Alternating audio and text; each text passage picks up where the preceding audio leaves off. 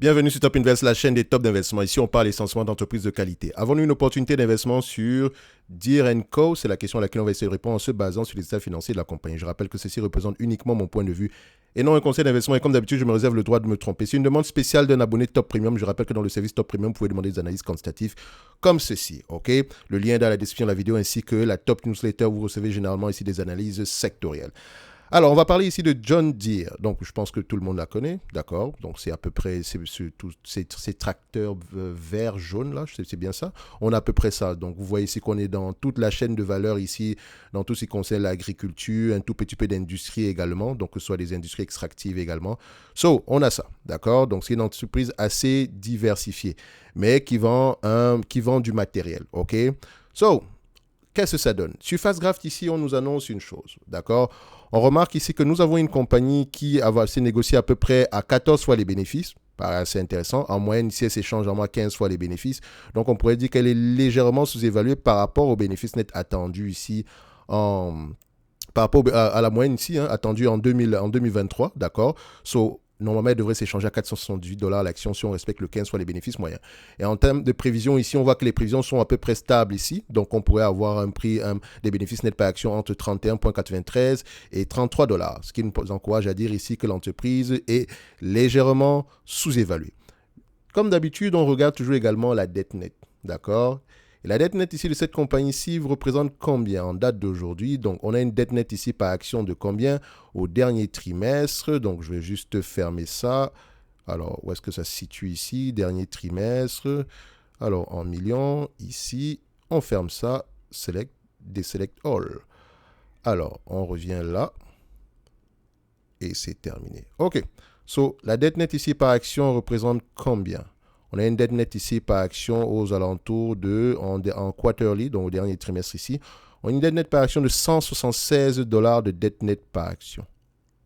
Ça veut dire quoi? Si vous avez une entreprise qui a 176 dollars de dette nette par action et qui rapporte en date d'aujourd'hui à peu près, voilà, on va se dire ici 32 dollars l'action, 31, 32, on va mettre 32 pour arrondir. Donc, divisé par 32 dollars l'action, elle peut repayer la dette nette ici en moins de 5 ans et demi. OK? Donc, si on prend 31 dollars, disons 32 dollars, arrondissons, on va arrondir à 32 dollars ici. D'abord, prenons même l'estimation de 2025, parce que les analystes ici ont tendance à avoir, voilà, ne pas trop se tromper au niveau de leurs prévisions. Donc, c'est un business assez prévisible, selon ces datas. OK? Je reviens ici. Et vous constatez donc que si on se situe à ce niveau-ci, 33 dollars ici, multiplié par 15 fois les bénéfices en moyenne, moins la dette nette actuelle à 176 dollars de dette nette par action, on a une valorisation aux alentours de 320 dollars l'action. Donc, idéalement, on aimerait l'avoir aux alentours de 320 dollars l'action en incluant la dette nette, ce qui revient à peu près à l'acheter à peu près à 10 fois les bénéfices. OK? Et vous pouvez également remarquer que je ne suis pas en train de vous dire que le prix actuel est mauvais, mais vous savez ce que ça implique. De toute façon, c'est à vous de prendre la décision et de toute façon, vous ne prendrez pas cette décision sans lire les rapports financiers. Est-ce que vous observez quelque chose sur cette compagnie? Il n'y a pas quelque chose qui vous saute aux yeux? Regardez ceci. Nous avons devant nous une compagnie cyclique. Qu'est-ce qui drive la croissance des bénéfices sur cette compagnie? C'est la question que vous devez vous poser. Est-ce que ce sont des revenus récurrents ou bien ça dépend des cycles? Ma réponse est simple, ça dépend des cycles. D'accord? Dans le segment agricole, est-ce que ça se passe bien aujourd'hui? Sans doute oui.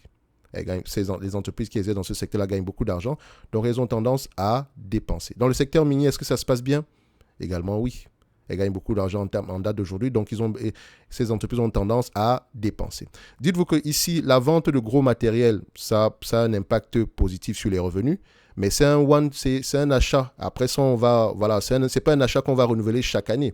Okay? Donc, il y a une certaine moyenne de volume ici. Or, les volumes actuellement sont très élevés. Et encore une fois, quand on parle de volume, allez-y, regardez, les bénéfices nets ici ont été impactés par quoi? Est-ce que l'effet prix est supérieur à l'effet volume? C'est très important à aller regarder. Donc, je retourne un tout petit peu sur cette dette nette-ci. Je vais juste voir une information rapidement. Je vais mettre ça en millions, la dette nette, en milliards ici, net dette. On a à peu près 52 milliards. Et vous allez également vous rendre compte que cette dette nette-ci doit être reconstruite. Parce que John Deere, c'est également une compagnie financière. Personne n'achète un tracteur plein prix. D'accord? Donc, également ici, vous allez voir dans les rapports financiers, vous aurez une information ici. Vous regardez ceci, c'est la partie Equipment Operation et la partie Financial Services. Or, dans la partie Financial Services, vous allez remarquer une chose. Long-term borrowing, donc dette à long terme ici. OK? Et vous allez remarquer ici, une grosse partie, c'est financing receivable net. En réalité, on a prêté de l'argent. Il y a des personnes qui ont acheté des tracteurs. On a facilité l'achat de ces tracteurs-là en leur accordant un crédit. Or, si ces personnes-là ne remboursent pas, est-ce que c'est l'entité opérationnelle qui aura des problèmes ou bien c'est l'entité financière qui aura des problèmes? Parce que sur le papier, les deux vont ensemble, mais en fait, en réalité, c'est deux entités différentes. Le risque de cette partie-ci n'impacte peut-être pas cette partie-ci. Or, le business de ce que cette partie-ci réalise, donc en vendant les nouveaux tracteurs, etc., impacte positivement cette partie-ci. Mais quand on doit analyser John Deere ici, il faut faire attention prendre attention à la dette nette, ok? Parce que quand on met long term borrowing ici et receivable, normalement ça devrait s'annuler parce qu'on a certes emprunté de l'argent à la banque, etc., pour financer des achats.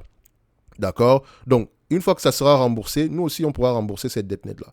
Mais bon, généralement, le receivable, comme on se dit ici, ça dépend également de la qualité de crédit, des gens à qui on a prêté de l'argent, etc. Il faut également aller regarder le niveau de défaut ici. Il faut également aller regarder si elle ne revend pas ce risque de crédit-là à une autre entité. Donc, c'est important d'aller regarder également. OK? Parce que quand on prend la dette nette, normalement, on devrait prendre ici cette partie-ci. D'accord. Et ça date d'octobre 2022, donc ça a changé entre-temps. Il y a certaines... C'est juste pour vous montrer un exemple ici. Ça, c'est pas à jour. Ça date ça, c'est le 10Q ici, le 10K du mois de l'année 2022. Donc, vous voyez ici, si on prend la dette nette, donc long-term borrowing, short-term borrowing, on est à peu près à, disons, 8 milliards. D'accord. On va faire simple ici. On va mettre ici, on a à peu près à 9 milliards. OK. 9 milliards, moi, le cash, c'est l'équivalent de cash ici. Ça nous ramène à peu près à, voilà, quand on prend les deux ici, 9 milliards, on sera à 5 milliards. 5 milliards 200 par là. 5 milliards 200, d'accord? Donc 5 milliards 200 moins 3 milliards, 5 milliards 200 plus 3 milliards 800 ici, ça donne à peu près 9 milliards. Donc on aurait une dette nette de 5 milliards 200. Or, de 5 milliards 200 ici, divisé par le nombre, comment on appelle ça? Le nombre d'actions ici, donc on va regarder combien, en termes de nombre d'actions, nous avons combien? Dilute, important. On a à peu près 296 millions d'actions, disons 297. Donc on divise ça par 297. Donc techniquement, la dette nette ici pourrait être aux alentours de $17 l'action. OK, $17 l'action, la dette nette. Et ce n'est pas terminé. Vous savez, quand vous regardez une entreprise comme ça, il faut déjà, quand vous posez la question de savoir si c'est une compagnie cyclique, si vous avez en face de vous une compagnie cyclique, il faut... Oui, vous connaissez, vous savez. Normaliser les résultats. Parce que quand moi, je regarde les revenus de cette compagnie, d'accord, mettons ça en yearly, je constate quoi? Croissance, n'est-ce pas? À long terme, mais on a un trou d'air ici. On a un trou également là, on a un trou ici, on a un trou là. D'accord? Pendant peut-être 3 ans, avant d'atteindre à nouveau les plus hauts. Donc, on a en face de nous ici une compagnie cyclique. OK? Quand on parle de compagnie cyclique, il faut normaliser les résultats. Mais également, compagnie cyclique, est-ce qu'elle arrive à maintenir ses marges même en bas de cycle? Vous voyez que les marges sont impactées dépendamment du cycle. OK? Vous avez remarqué ici, ici, à cette période ici, on a un ralentissement ici, donc impact sur les marges. OK? Ralentissement également ici, impact sur les marges. Ralentissement à ce niveau-ci, impact sur les marges. Et également ici, impact sur les marges. Ce qui nous encourage encore à dire que nous avons en face de nous une compagnie cyclique. L'EBITDA en lui-même, est-ce que l'EBITDA est stable dans le temps? Vous voyez également que plus ou moins, mais ça reste une compagnie assez cyclique. Et quand on parle de compagnie cyclique, qu'est-ce qu'il faut faire? Il faut normaliser les résultats. Normaliser les résultats. Et je compare ici déjà les free cash flow, d'accord, avec les net income, juste pour voir si on parle le même langage. Vous allez vous rendre compte de quoi? Les free cash flow de cette compagnie-ci sont moins élevés que les net income. Et encore, je peux les prendre ici en cumulé. D'accord? Notamment parce qu'elle vend à crédit. Ouais, elle vend à crédit. Donc, elle a beaucoup de receivables. OK? C'est marqué comme bénéfice net, mais en fait, c'est une vente à crédit. OK? So, c'est pas mauvais, mais il faut faire attention. Parce que quand je prends les free cash flow cumulés ici, OK, on va prendre les net income cumulés. Je vais les mettre ici en yearly et je vais les mettre en cumulé. Et là, ici, les free cash flow, je les mets également en yearly. Et je les mets ici en cumulé. OK? Je prends ceci, je les mets sur le même graphique. Sur les 20 dernières années, en termes de free cash flow, c'est 16 milliards. On peut zoomer, hein? Non, même pas. On ne peut pas zoomer. En termes de free cash flow, c'est près de 16 milliards ici. En termes de net income, c'est 51 milliards cumulés sur 20 ans. Sur 10 ans, 12 milliards cumulés, 33 milliards cumulés net income. Sur 5 ans, à peu près 9 milliards cumulés et ici 21 milliards cumulés. Quand vous regardez ici, vous constatez que les free cash flow sont vraiment moins élevés. Donc, vous devez résoudre l'énigme par rapport à cette différence-là. OK? Et il y a de grandes chances que ce soit en lien avec la compagnie, l'entité, le bras financier. OK? So, quand on parle donc de normalisation des résultats, ça veut dire quoi? Ça veut dire qu'en date d'aujourd'hui, je sais que l'entreprise rapporte de l'argent. Il n'y a pas de souci par rapport à ça. Elle rapporte de l'argent. OK? Mais elle rapporte plus d'argent que d'habitude. OK? Plus d'argent que d'habitude. Sur les 20 dernières années, la médiane est de 2 milliards 11. Sur les 10 dernières années, la médiane est de 3 milliards 200. Sur les 5 dernières années, la médiane est de 3 milliards 400. Sur les 3 dernières années, on a à peu près 5 milliards 800. Donc, on a le double à peu près de ce qu'on a connu en moyenne sur les 10 dernières années. Aujourd'hui, on a même le triple en date d'aujourd'hui. Est-ce que ça va continuer? Très souvent, la réponse sera oui, ça va continuer. Mais tôt ou tard, il y aura un ralentissement. Donc, vous devez prendre deux hypothèses ici. Quand vous allez analyser, c'est quand vous allez analyser cette compagnie. Hormis le fait d'avoir une idée générale de comment est-ce que se porte cette industrie-ci, s'il y a des perspectives de croissance, d'avenir, etc. Est-ce qu'elle fait également des acquisitions parce qu'elle est assez diversifiée? C'est une belle entité, hein, mais c'est une entité assez complexe à analyser. Elle n'est pas aussi facile à analyser comme vous le pensez en regardant les chiffres, etc. Il faut faire beaucoup de guesstimations ici. Donc également ici, elle a une croissance plutôt organique ici, même si elle a fait une dernière acquisition en 2018 qui a peut-être eu un impact très positif en date d'aujourd'hui. Donc il y a de fortes chances que les bénéfices nets reviennent à peu près à ces niveaux-ci dans le futur. Mais je n'ai pas envie de payer les bénéfices nets actuels pour me retrouver demain matin à 5 milliards ou bien 6 milliards. Je veux payer la médiane. Donc la médiane ici, ça peut être 3 milliards 430. OK?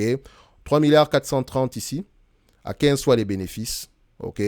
On est à peu près à 51 milliards 450. Vous avez vu ici que la dette nette est presque insignifiante. On peut la rappeler rapidement. Je vous ai montré ici que la dette nette est aux alentours de 5 milliards 200. Laissons la partie financing. OK? Parce que si on les met ensemble ici, vous allez voir qu'on a une dette nette de près de 55 milliards. D'accord? Or, je ne pense pas que ce soit assez vrai. OK? Donc, ici, divisé par le nombre d'actions, on a à peu près 297 millions d'actions. Divisé par 297 millions d'actions, ça donne quoi? 173 $ l'action. Donc, je serais à l'aise à posséder cette compagnie-ci à partir de ces niveaux de prix-là.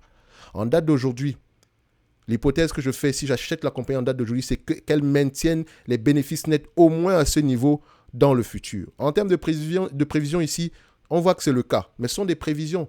Or, nous sommes également dans un cycle haussier. Ce qui veut dire que si je prends l'entreprise et si je prends en considération les bénéfices nets actuels, je ne vais pas avoir à payer 15 fois les bénéfices. Encore que si je paye 15 fois les bénéfices, maximum 495 $ l'action. Est-ce qu'on a une assez bonne marge de sécurité? Moi, je vous dirais que j'aurais préféré une marge de sécurité de 50% au moins. OK? 50 ou bien 40% minimum. OK? Ce qui veut dire que je ne vais pas payer 495 $ l'action. D'accord? Je vais essayer de payer cette compagnie-ci en dessous de 495 $ l'action. Peut-être aux alentours ici des 300 $ l'action par là.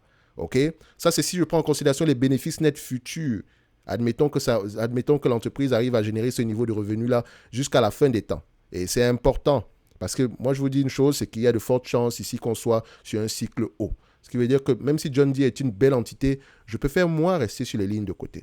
OK? Elle gagne beaucoup d'argent aujourd'hui, elle en gagnera certainement demain, mais tôt ou tard, ce cycle-là va se retourner. Le meilleur moment pour acheter cette compagnie-ci, c'est quand le cycle est bas. Donc, quand elle commence à avoir des bénéfices net moins élevés que la période précédente à la même date. D'accord? C'est important. Et si vous voulez quand même y investir, regardez bien. Quel est l'impact ici au niveau des bénéfices nets provient absolument d'où? Est-ce que c'est un impact au niveau des volumes ou au niveau du prix? Ici, je vois que c'est un mix des deux, mais il faut essayer de déterminer si les volumes ont eu plus d'effet sur les bénéfices nets par rapport au pricing. D'accord? Elle a un pricing power. Il n'y a même pas de discussion par rapport à ça. Mais John dit, il faut faire très attention. C'est un animal très, très particulier. OK? C'est une belle entité. Mais au prix actuel, Vraiment avoir beaucoup de conviction. Sinon, il y a des alternatives comme Tractor Supply que moi j'aime bien, même si elle est cyclique, d'accord, comme voilà, normalement. Mais j'aime bien cette entité-là. C'est la vente au détail, etc. Mais des gros caractères, etc. So, pour moi, John Deere, en date d'aujourd'hui, dépendamment des hypothèses, l'hypothèse, bon, je vous dis simple. Pour moi, je ne pense pas que nous avons une opportunité d'investissement ici. OK? Maintenant, vous êtes libre de penser le contraire. D'accord? Vous êtes libre de penser. Je vous ai donné mes arguments.